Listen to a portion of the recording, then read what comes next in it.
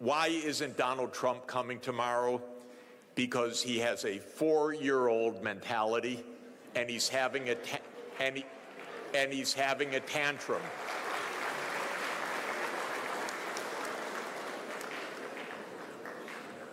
He's having a tantrum. What is the tantrum? That the rest of the world says, we don't want a king. As President Lula said, we don't need an emperor. He would come here as just one of 20 leaders, or 21. He doesn't want that. He's having a tantrum. So this rebalancing is happening. He's having a particular tantrum, by the way, because the United States is in a deeply neurotic funk. You know what the cause of that neurosis is? China. A wonderful, brilliant civilization, 4,000 years old plus. It's been a unified state with brilliant statecraft for more than 2,000 years.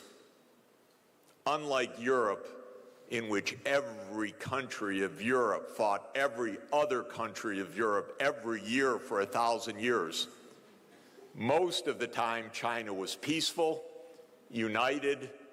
It fragmented temporarily at some points, but it was mainly a unified country that actually, strangely enough, didn't beat up its neighbors also. So China, for 1,000 years, never attacked Japan, for example. Can you imagine? Britain couldn't keep its hands off any place for more than a year or two at a time. It had to go beat up somebody. And the United States doesn't even take a year off. I don't know the truth yet. It could be an accident, but I don't think so. Today, a major refinery in Venezuela suddenly exploded. That seems a lot like the CIA to me. I don't guarantee it. We don't have any more news. But last week, President Trump said he had assigned the CIA to operations inside Venezuela, and a week later, suddenly the biggest refinery blows up. So the United States can hardly go a week at a time without trying to kill somebody. But China actually goes centuries without attacking its neighbors. So China went for 1,000 years without once invading Japan, a near neighbor, even though China was much more powerful. Incidentally, from 2 times, there was an attempt to invade Japan from the Chinese mainland, but that was when China had been conquered by the Mongols. So 800 years ago, roughly, they tried twice. The Mongols tried to invade Japan, and they were defeated both times. But the Chinese never tried.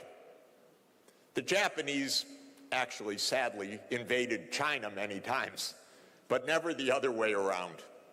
And the Chinese never invaded Korea. And the Chinese did invade Vietnam once, but that was 615 years ago. And then they had a skirmish for 1 month in 1979. Other than that, that's the so-called enemy of the United States. So that's why I call it a neurosis. China's the least threat possible. Doesn't threaten anybody. Doesn't attack anybody. Hasn't been in any war for 46 years, and the war that it was in 46 years ago lasted 1 month. That's when Vietnam toppled a government in Cambodia that China viewed as an ally, and so it punished Vietnam for a month. for having overthrown their ally in Cambodia. Other than that, no wars for more than 4 decades. But we're in a funk because the American idea is you have to be number one so you can boss everyone else around. And by the way, we learned every trick we know from the British, who did that for 200 years before that.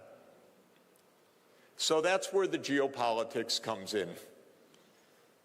What Adam Smith is saying in 1776 is we need to look forward to a future in which there is equal force, mutual respect, social justice. And we're at that hinge moment of history. Because to my way of thinking, we are at the end of 3 major cycles. First, with these momentous discoveries that Adam Smith talked about, these sea routes that the Europeans found, that began a period of European ascent in the world history and world economy, because Europe was nothing special economically or geopolitically in 1500. You would not put it as likely to succeed or to dominate. But those events changed the course of events. Then in 1750 and really in 1776, oddly enough, the same year that Adam Smith wrote The Wealth of Nations, a very skilled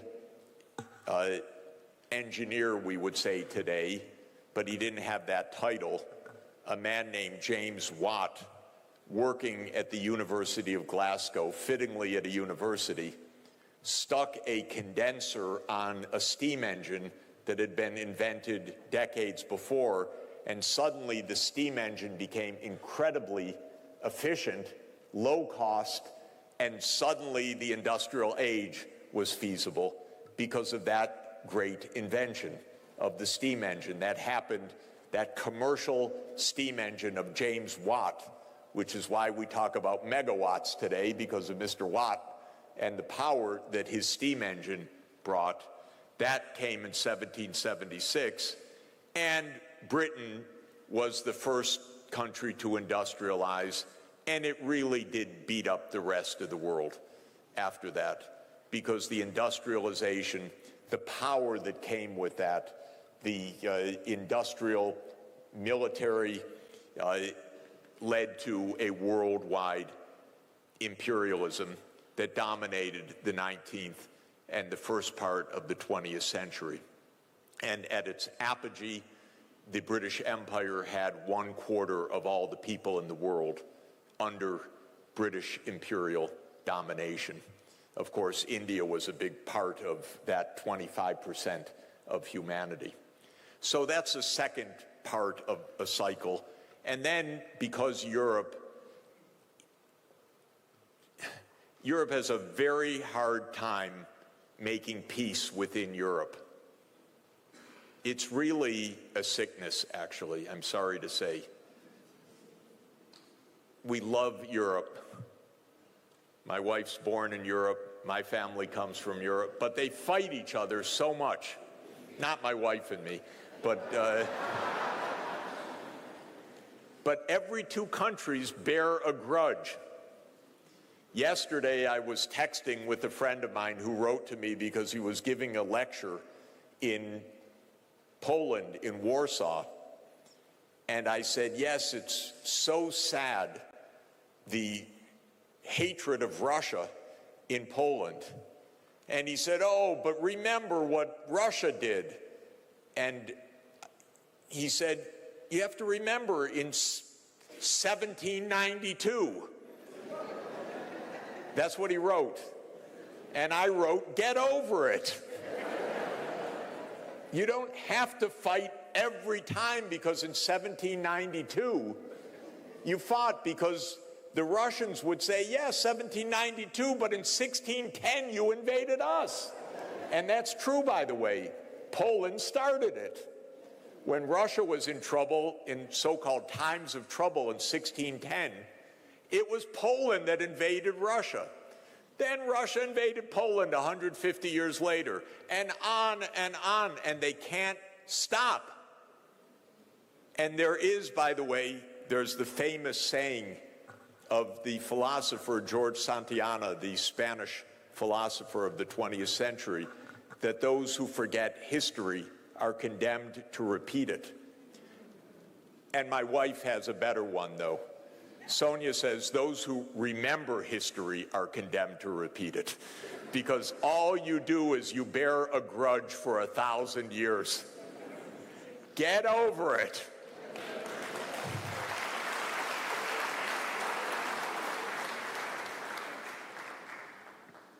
So I think that so I was going to say Europe destroyed itself in 2 civil wars, which we call World War I and World War II. And by the end of the Second World War, Europe was so broken that decolonization came. Not, by the way, because it was inevitable had there not been the wars, but Britain was bankrupt at the end of 1945 after 2 world wars. And Europe had lost any claim whatsoever, not that it deserved it ever, but any claim that it was a civilizing mission or anything else.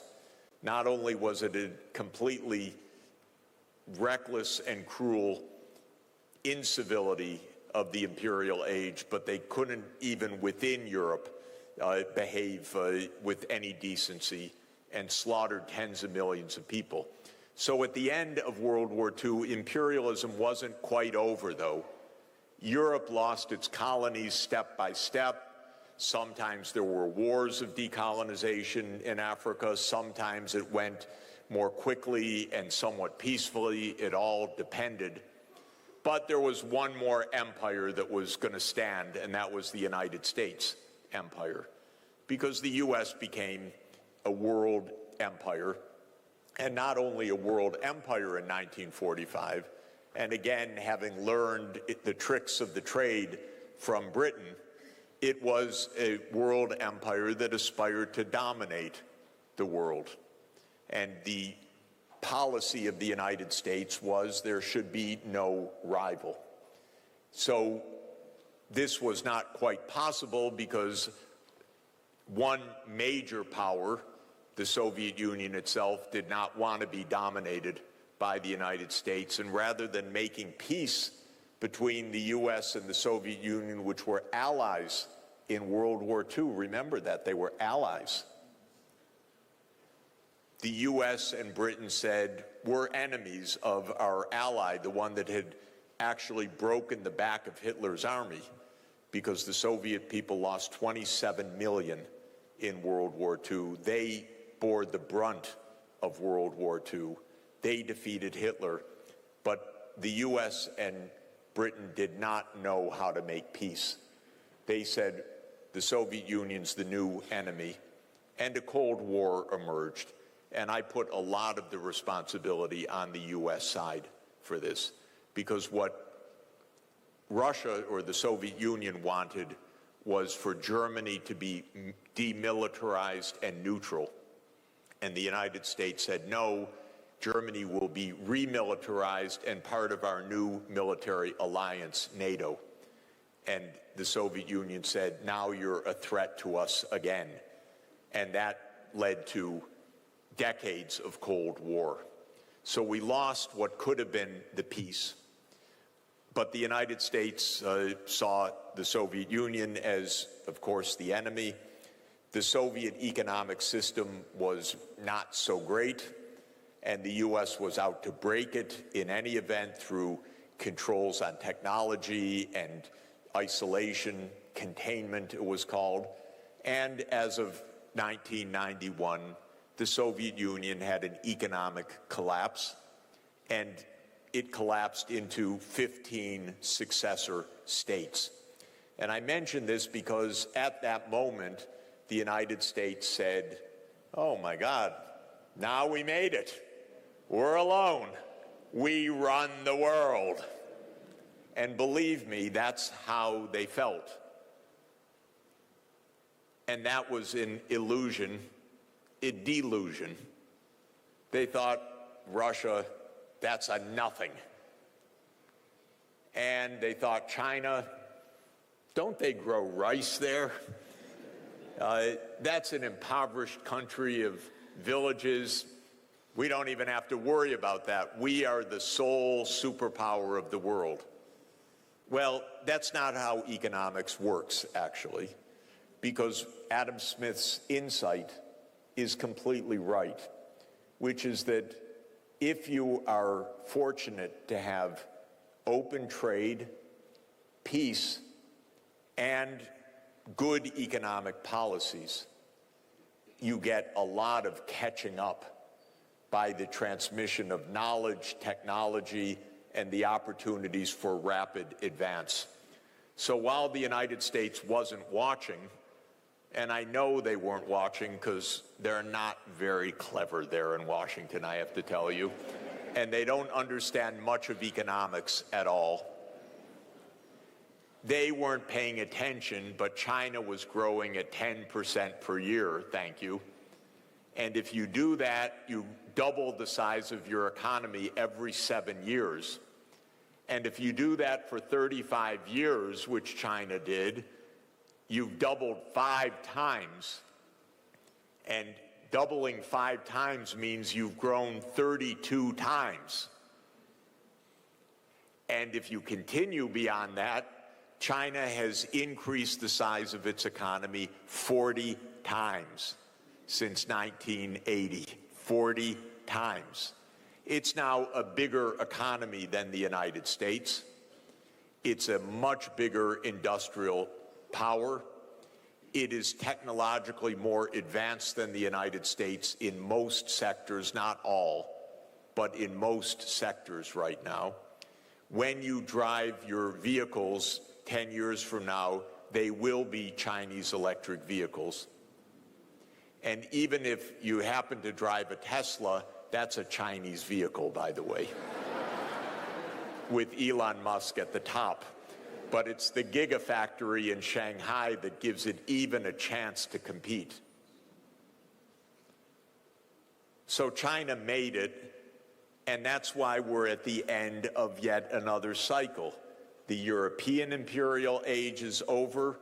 The British imperial age ended in 1945, and the U.S. imperial age is ending right now.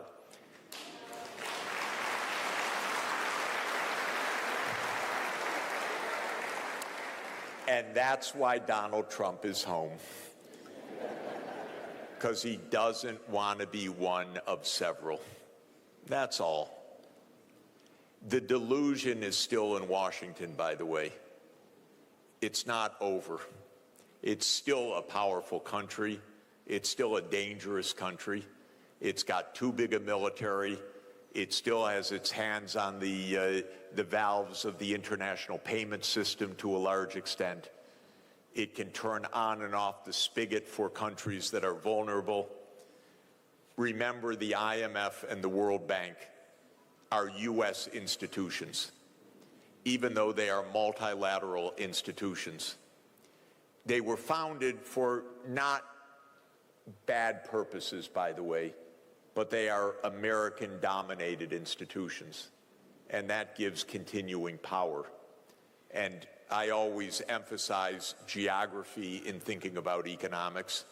So the geography is that at Pennsylvania Avenue, which is where the White House is, now there's a West Wing and no East Wing because he knocked it down a couple weeks ago, this idiot. Excuse me. Sorry. It's true. I'm just being technical. At 16th in Pennsylvania is the White House. 15th in Pennsylvania is the Treasury Building. 17th in Pennsylvania is what's called the Executive Office of the President of the U.S. 18th in Pennsylvania is the World Bank. And 19th in Pennsylvania is the International Monetary Fund. So it's only 2 blocks from the president's office to tell the IMF what to do. You don't even need to text it. It takes 30 seconds to walk across the street to say, veto that country's program. And that's still power, but it's power that is fading. It's fading in part because of the BRICS, because the BRICS are saying, we don't need to be under the thumb of a U.S. empire. That's what President Lula said when he was hosting the BRICS this summer, and Trump put on a tariff on Brazil because he didn't like a court proceeding against the preceding president who had tried to make a coup. And so he put on a penalty tariff, and President Lula said, we don't need an emperor, and we're not going to succumb to this kind of pressure. So the BRICS, of which you are an esteemed member, the S in BRICS, remember the 10 BRICS countries: Brazil, Russia, India, China, South Africa, and now Egypt and Ethiopia, United Arab Emirates, Iran, and Indonesia. The 10 BRICS countries have 46% of the world population. Thank you. And 41% of the world GDP. And they can look at the G7 and say, who are you? And that's what they're doing. So this is the new phase of geopolitics. The world is not falling apart, but the US and Europe are having a tantrum. That's different. And the world is not fragmenting. The US is isolating itself. It doesn't even go to the parties anymore. It puts on tariffs. It says, you can't have our market. And the rest of the world says, okay, because your market's not so important for us. And Trump said, okay, we're going to punish you, China, for being so successful, by the way. We're going to put a 100% tariff on you. And the next hour, China said, okay, we're putting a 120% tariff on you. And then Trump said, okay, we're going to restrict any advanced chips going to you. And China said, okay, no rare earth magnets. And the US, within a half an hour, said, we surrender.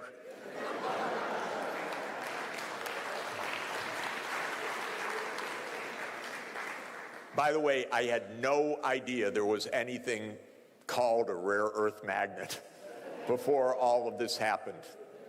So I had to ask ChatGPT what it was exactly.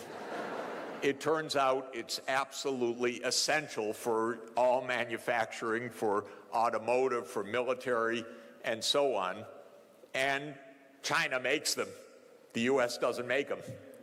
And so turned out the US learned a bit of a lesson there. Again, yet another reason why Donald Trump is staying home. So this is why we're at such a historic juncture. But the world is really not fragmenting. It's remaining open and it's trading. It's just that one corner of the world is very surly. The part that used to dominate just can't figure out what's going on. And Trump is, of course, trying to flex the military muscles in a disgusting way. The U.S. is still militarily powerful, no doubt about it. The wars in Ukraine and Gaza are imperial wars. The war in Ukraine came because the United States said after the collapse of the Soviet Union, we'll move all our military bases up to the Russian border. And by the way, in 1990, when Germany was reunifying and President Gorbachev was president still of the Soviet Union, the United States promised President Gorbachev, if you, the Soviet Union, agree to the reunification of Germany, which had been divided after World War II in the Cold War, and required the Soviet approval, because that was how World War II ended, by treaty in 1990. The only real treaty that ended World War II was in 1990. They needed the Soviet agreement. And to get the Soviet agreement, the United States said to President Gorbachev, we promise NATO won't move 1 inch eastward. Not 1 inch. And if you want all the documentary record of that, go to a website called National Security Archive of George Washington University, and go to a website that is called What Gorbachev Heard, and you'll find 42 documents or so that say all of what I just said, that the U.S. promised NATO would never enlarge. But as soon as the Soviet Union ended and the United States said, we're all alone in this, then they started exactly what they promised they wouldn't do, which was eastward enlargement of NATO. And that's why there's the war in Ukraine. It's a disgrace. And it is killing the Ukrainians. And it is part of the famous adage of Henry Kissinger, which you may recall, that to be an enemy of the United States is dangerous, but to be a friend is fatal. Ukraine said, we'll be a friend, and now they're dying because of that. Because they said, okay, NATO enlarged. The United States said, we have your back. And probably 2 million Ukrainians have been killed or gravely wounded in this completely unnecessary and reckless war. And the United States is doing the same with Israel in Gaza. And let me thank you, South Africa, for standing up for justice.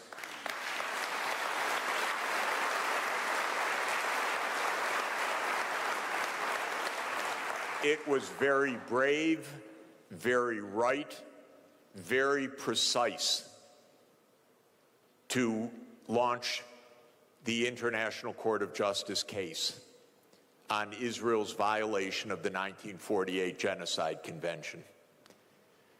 The ICJ takes too long to rule, but the evidence that South Africa brought on behalf of the whole world is absolutely right and compelling.